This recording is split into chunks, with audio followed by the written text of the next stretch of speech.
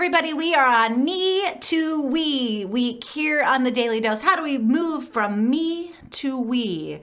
Here at Calvary, we've been doing some work to discern and focus on the areas that God is calling us to do here in Alexandria, in West Central Minnesota, and in the world.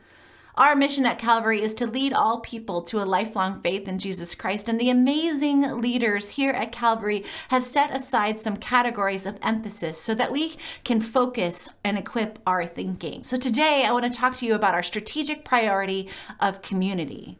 We want to be a church that is for our community, not just the members and people who go here, not just for Lutherans, but for our community. So I want to explore with you a little bit about what I think this means.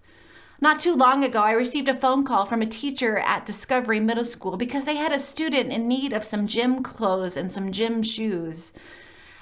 It wasn't in the social worker's budget to be able to provide for these things, and they just wanted to know how they could help this young woman out. And as they were struggling with this problem, someone, a Calvary member, suggested that they give Calvary a call, said, you should call Calvary. Calvary helps with these kind of things.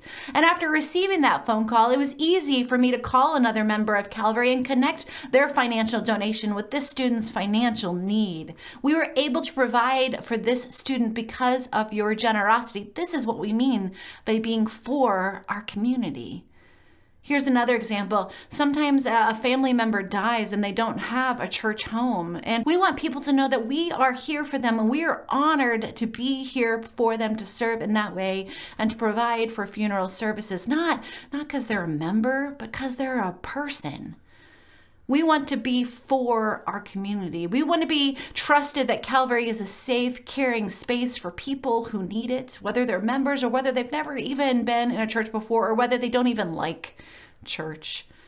You see, this desire to grow in this area and to focus on it for the next 5 years comes from a mandate that Jesus himself said in Matthew chapter 25. Jesus is talking to his disciples and he says, when the Son of Man, referring to himself, comes in all his glory and all the angels with him on his glorious throne, all the nations will be gathered before him, and he will separate people from one another as a shepherd separates sheep from the goats, and he'll put the sheep on his right and the goats on his left. And then the king will say to those on his right, come, you who are blessed by my Father, take your inheritance, the kingdom prepared for you since the creation of the world. Because when I was hungry, you gave me something to eat. When I was thirsty, you gave me something to drink. When I was a stranger, you invited me in. When I needed clothes, you clothed me. When I was sick, you looked after me. When I was in prison, you came to visit me. And the righteous will answer him, Lord, when did we see you hungry and feed you, or thirsty and give you something to drink? When did we see you as a stranger and invite you in, or in needing clothes and give you clothes? And when were you sick, and when were you in prison, and did we go visit you?